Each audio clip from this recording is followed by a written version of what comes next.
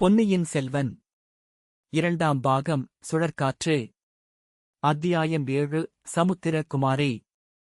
அன்று பகற்பொழுது வந்தியத்தேவனுக்கு எளிதில் போய்விட்டது. பாதி நேரத்துக்கு மேல் தூங்கிக் கழித்தான். விழித்திருந்த நேரமெல்லாம் பூங்குழலியின் விசித்திர சுபாவத்தைப் பற்றி எண்ணுவதில் சென்றது. என்ன அதிசயமான பெண்! எவ்வளவு இனிய சரளமான பெயர்! ஆனால் சுபாவம் எவ்வளவு கடுமையானது! கடுமை மட்டுந்தானா? அதில் இனிமையும் கலந்து தானிருந்தது. சிறுத்தையை அடித்துக் கொன்ற காரியத்தைப் பற்றி எவ்வளவு சர்வசாதாரணமாகக் கூறினாள்! இவ்வளவுடன் சில சமயம் உன்மத்தம் பிடித்தவள் மாதிரி நடந்து கொள்கிறாளே, அது ஏன்? இந்தப் பெண்ணின் வாழ்க்கையில் ஏதோ ஒரு கசப்பான சம்பவம் நடந்திருக்க வேண்டுமே. கசப்பான சம்பவமோ அல்லது இனிப்பான சம்பவந்தானோ? இரண்டினாலும் இப்படி ஒரு பெண் உன்மத்தம் பிடித்தவள் ஆகியிருக்கக்கூடும். அல்லது ஒன்றுமே காரணமில்லாமல் பிறவியிலேயே இத்தகைய இயற்கையுடன் பிறந்தவளோ? இவளுடைய பெற்றோர்களின் இயற்கையில் விசேஷம் ஒன்றையும் காணவில்லையே. இனிய சாந்த சுபாவம் படைத்தவர்களாயிருக்கிறார்களே. குணம் எப்படியாவது இருக்கட்டும். நம்மிடம் இவளுக்கு இவ்வளவு சிரத்தை ஏற்பட்டதன் காரணம் என்ன? பழுவோர் ஆட்களிடம் நாம் பிடிபடாமல் தப்புவிப்பதற்கு இவ்வளவு பிரயத்தனம் செய்திருக்கிறாளே. இலங்கைக்கு படகு வலித்துக் கொண்டு வருவதாகவும் சொல்லியிருக்கிறாளே. இதிலெல்லாம் ஏதாவது ஏமாற்றம் இருக்குமோ? ஒரு நாளும் இல்லை. ஆனாலும் இவள் மனம் மாறியதன் காரணம் என்ன? நம்மிடம் இவள் எந்தவித பிரதி உபகாரத்தை எதிர்பார்க்கிறாள்? பின்னால் கூறுவதாகக் கூறியிருக்கிறாளே. அது என்னவாயிருக்கும்? இவ்வாறு வந்தியத்தேவன் சிந்தனை செய்து கொண்டிருந்த சமயங்களில் பூங்குழலி கூறியிருந்தது போலவே அவனைச் சுற்றி நாலாபுறங்களிலும் அடிக்கடி அமளிது வெளிப்பட்டது. குதிரைகளின் ஓட்டம், மனிதர்களின் அட்டகாசம், சிறிய வன ஜந்துக்களின் பயம் நிறைந்த கூச்சல், பறவைகள் கிரீச்சிடுதல், இவ்வளவும் சேர்ந்து சில சமயம் ஒரே அமர்க்களமாயிருந்தது. அடுத்தாற்போல் அமைதி குடிகொண்டு நிசப்தமாயுமிருந்தது. அமர்க்களப்பட்டதெல்லாம் தன்னை தேடிப் பிடிப்பதற்காகத்தான் என்று வந்தியத்தேவன் உணர்ந்தான். வைத்தியரின் மகன் செய்த துரோகமும் அவனுடைய மனத்தில் அடிக்கடி வந்து கொண்டிருந்தது. நிர்மூடன் பூங்குழலியிடம் அதற்குள் மையல் கொண்டு விட்டதாக அவனுக்கு எண்ணம் போலும். சிறிய குட்டையில் உள்ள தண்ணீர் வடவா முகாக்கினியின் மீது காதல் கொண்டது போலத்தான். பெண் சிங்கத்தை ஒரு சுண்டலி கல்யாணம் செய்து கொள்ள எண்ணிய கதைதான். ஆனாலும் அவனுடைய அறிவீனத்தை இந்தப் பெண் எப்படி பயன்படுத்திக் கொண்டு விட்டாள்? அவனுடைய மனத்தில் எவ்விதம் பொறாமை கனலை மூட்டிவிட்டாள்? அரை நாழிகை நேரத்தில் அவனை துரோகியாக்கிவிட்டாளே. பெண்மையின் சக்தி அபாரமானதுதான்.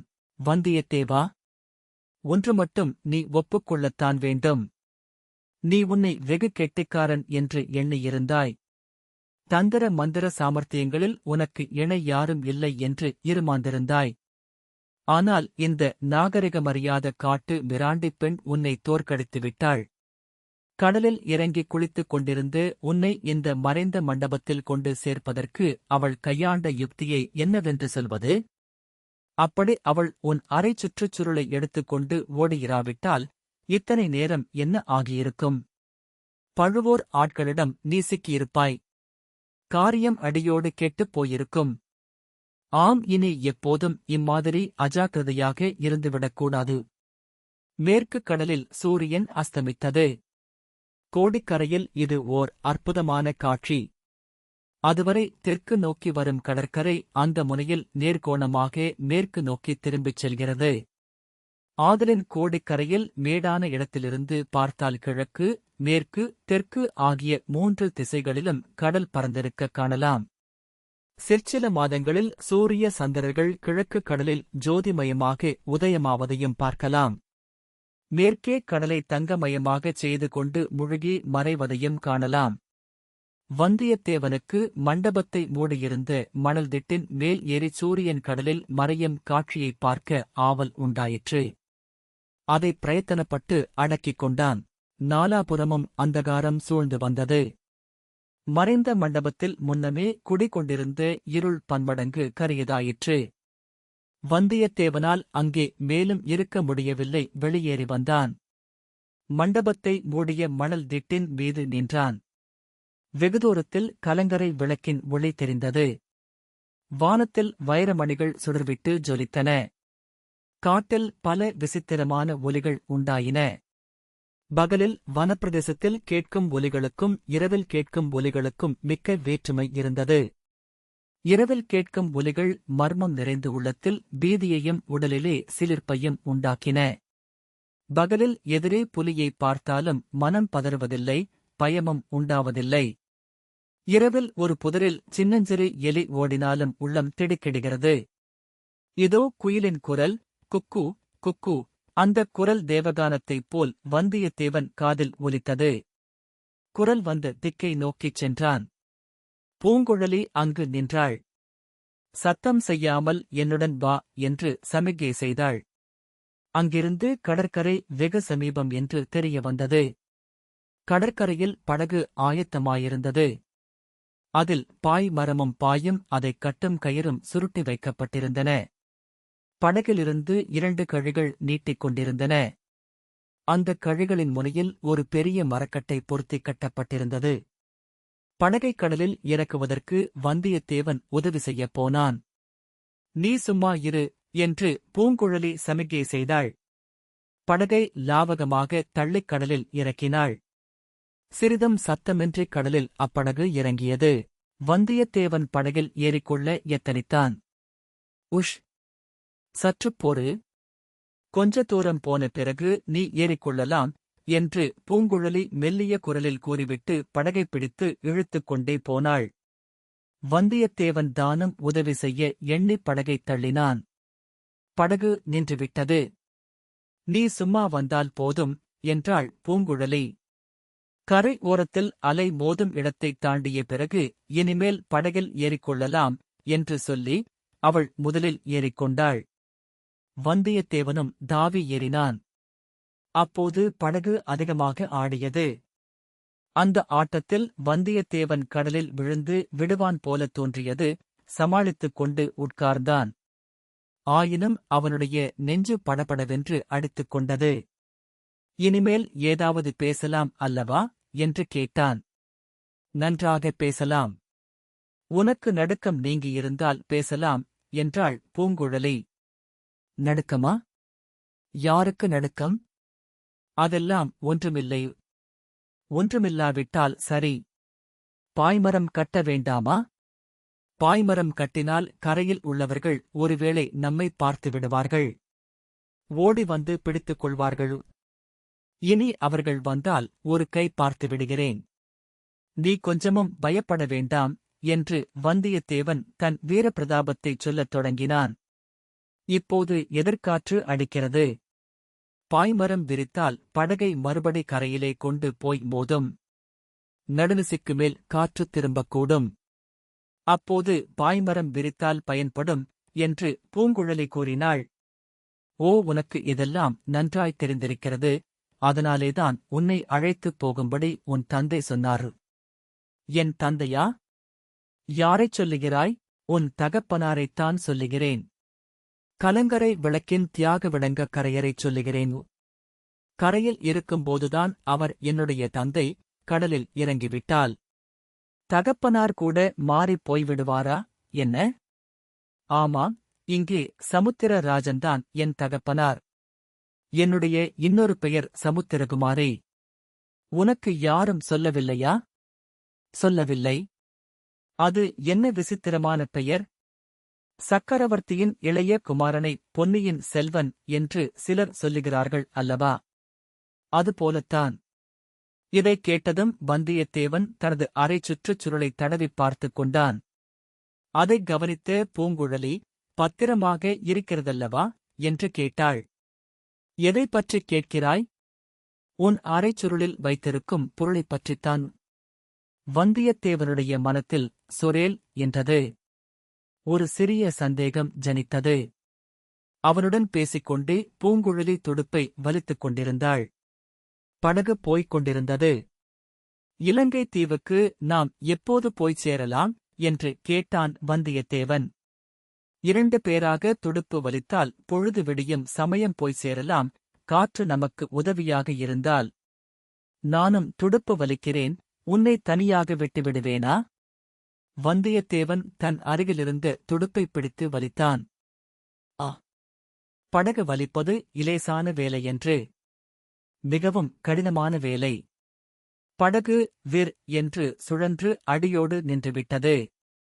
இது என்ன? நீ துடுப்பை வலித்தால் படகு போகிறது, நான் தொட்டவுடனே நின்றுவிட்டதே. நான் சமுத்திரகுமாரியல்லவா? அதனாலேதான். நீ சும்மா இருந்தால் போதும். உன்னை எப்படியாவது இலங்கையில் கொண்டு போய் சேர்த்து விடுகிறேன், சரிதானே? வந்தியத்தேவன் சிறிது வெட்கமுற்றான். சற்று நேரம் சும்மா இருந்தான். சுற்றுமுற்றும் பார்த்தபோது படகிலிருந்து நீட்டிக் கொண்டிருந்த கழிகளும் கட்டைகளும் அவன் கண்களில் பட்டன. இந்தக் கட்டை என்னத்திற்கு? என்று கேட்டான். படகு அதிகம் ஆடாமல் இருப்பதற்காக. இதைக் காட்டிலும் படகு அதிகம் ஆடுமா என்ன? இப்போவேதான் வேண்டிய ஆட்டம் ஆடுகிறதே. எனக்கு தலை சுற்றும் போலிருக்கிறது. இது ஒரு ஆட்டமா? ஐப்பசி, கார்த்திகையில் வாடைக்காற்று அடிக்கும் போதல்லவா பார்க்க வேண்டும்? கரையிலிருந்து பார்த்தால் கடல் அமைதியாக தகடு போல் இருப்பதாக தோன்றியது. ஆனால் உண்மையில் அவ்விதம் இல்லை என்பதை வந்தியத்தேவன் கண்டான். நுரையில்லாத அலைகள் எழும்பி விழுந்து கொண்டு தானிருந்தன. அவை அப்படகைத் தொட்டில் ஆட்டுவது போல் ஆட்டிக் கொண்டிருந்தன. பெருங்காற்று அடிக்கும்போது இந்தக் கட்டை என்ன ஆகும்? எவ்வளவு பெரிய காற்று என்பதைப் பொறுத்தது.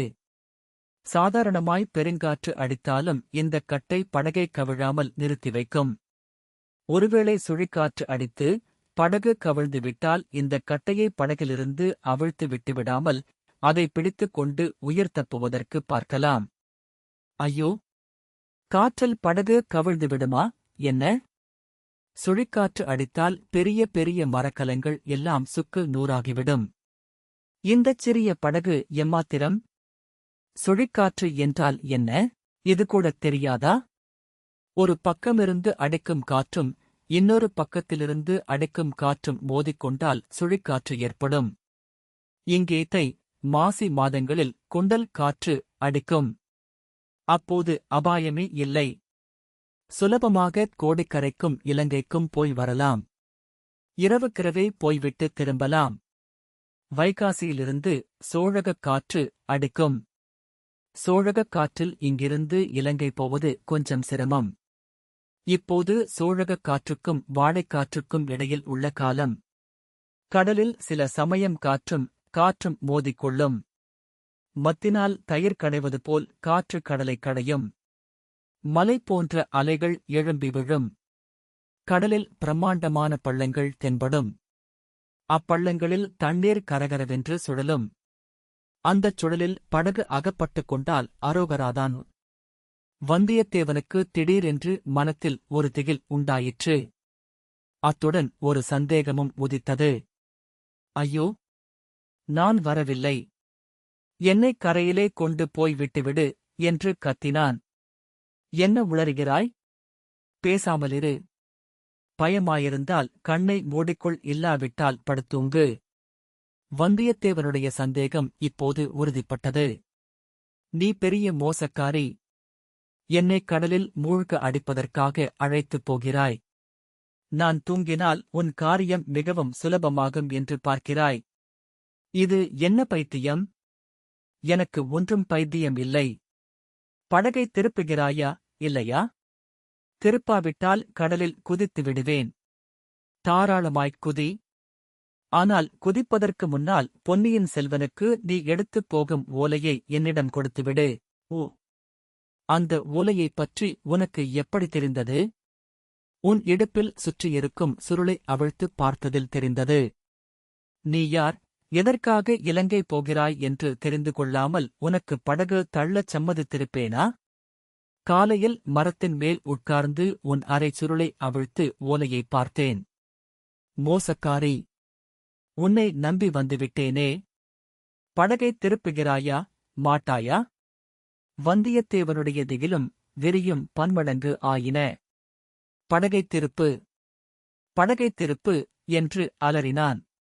நான் மட்டும் இளைய பிராட்டி குந்தவையாக இருந்திருந்தால் இவ்வளவு முக்கியமான ஓலையை உன்னைப் போன்ற சஞ்சல புத்திக்காரனிடம் கொடுத்து அனுப்பியிருக்க மாட்டேன், என்றாள் பூங்குழலி.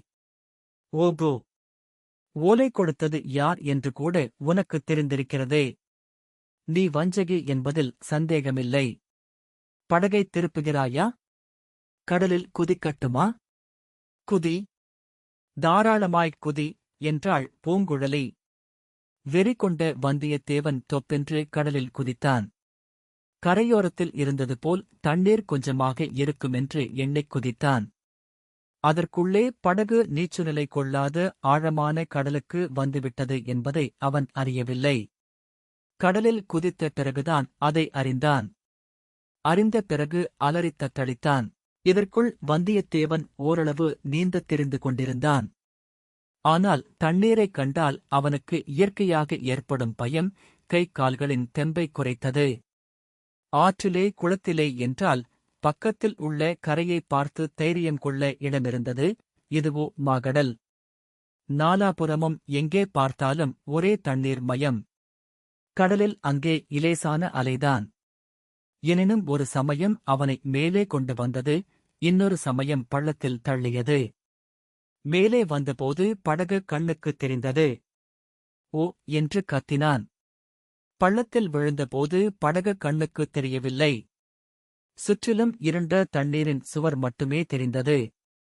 ஓ என்று அலறும் சக்தியைக் கூட அவனுடைய நா இழந்துவிட்டது. மூன்றாவது முறை கடல் அலை அவனை மேலே கொண்டு வந்தபோது படகு முன்னைவிட தூரத்துக்குப் போய்விட்டதாக தோன்றியது. அவ்வளவுதான், கடலில் முழுகிச் சாகப் போகிறோம் என்ற எண்ணம் அவன் மனத்தில் உண்டாகிவிட்டது. நாம் முழுகுவது மட்டுமில்லை, நம்முடைய அரைக்கச்சும் அதில் உள்ள ஓலையும் முழுகப் போகின்றன. குந்தவை தேவியின் முகம் அவன் மனக்கண்ணின் முன்னால் வந்தது.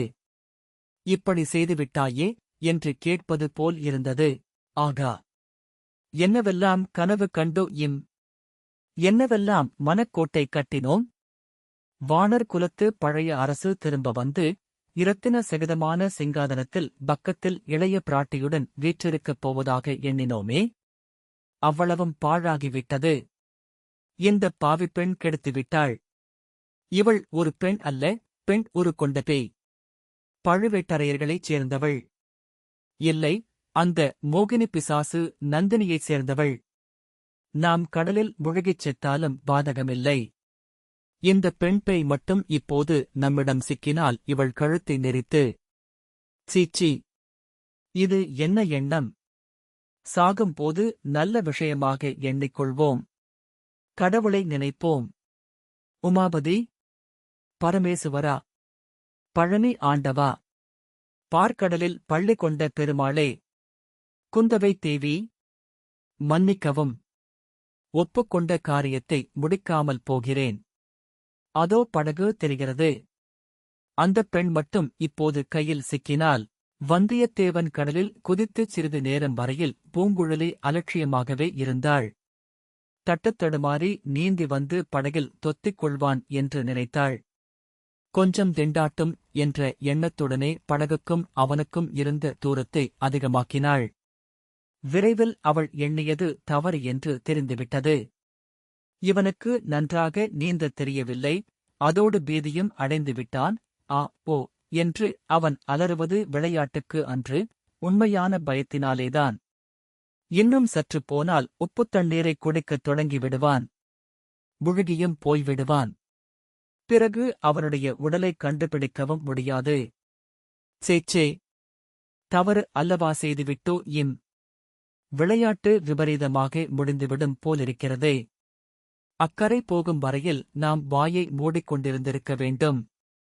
அவனுடைய இரகசியம் நமக்குத் தெரியும் என்று காட்டிக் கொண்டிருக்கக் கூடாது. அதற்குள்ளே அவசரப்பட்டுவிட்டோ ஆனாலும் இந்த முரடன் இப்படி செய்வான் என்று யாருக்குத் தெரியும்?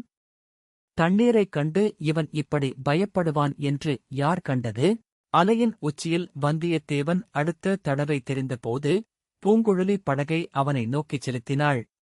ஒரு நொடிப்பொழுதில் படகு அவனுக்கருகில் நெருங்கிவிட்டது. வா வா, வந்து ஏறிக்கொள் என்றாள். ஆனால் அவன் காதில் விழுந்ததாகத் தெரியவில்லை. விழுந்தாலும் படகைப் பிடித்து ஏறிக்கொள்ளப் போகிறவனாகத் தெரியவில்லை. கேட்கும் சக்தியோடும் பார்க்கும் சக்தியையும் இழந்துவிட்டதாக தோன்றியது. ஆனால் அலரும் சக்தி மட்டும் இருந்தது. ஒரு கையை மேலே தூக்கி தலையை மேலாக நிமிர்த்தி ஓ என்று ஒரு கணம் அலறினான். சகல நம்பிக்கையையும் இழந்து முழுகிச் சாகப் போகிறவனுடைய ஓலக்குரல் அது என்பதை பூங்குழலி அறிந்தாள். அவன் தலையை நிமிர்த்தியபோது பிறைச்சந்திரனின் மங்கிய நிலா வெளிச்சத்தில் அவன் முகம் ஒரு கணம் தெரிந்தது. வெறி முற்றிய பைத்தியக்காரனின் முகந்தான் அது. அவனாக வந்து படகில் ஏறிக்கொள்வான் என்று நினைப்பது வீண். நாம் தான் அவனை காப்பாற்றி படகில் ஏற்றியாக வேண்டும். நல்ல சங்கடத்தை நாமாக வரவழைத்துக் கொண்டோ இம் பெண்புத்தி பின்புத்தி என்று சொல்லுகிறார்களே, அது சரிதான். உடனே பூங்குழலி மிக பரபரப்புடன் சில காரியங்களைச் செய்தாள். படகில் கிடந்த பாய்மரம் கட்டுவதற்கான கயிற்றின் ஒரு முனையை படகிலிருந்து நீண்டிருந்த கட்டையில் சேர்த்துக் கட்டினாள். இன்னொரு முனையை தன் இடுப்போடு சேர்த்துக் கட்டிக்கொண்டாள். கடலில் குதித்தாள். வெகு லாவகமாக கைகளை வீசிப் போட்டு நீந்திக் கொண்டு போனாள். வந்தியத்தேவன் அருகில் சென்றாள்.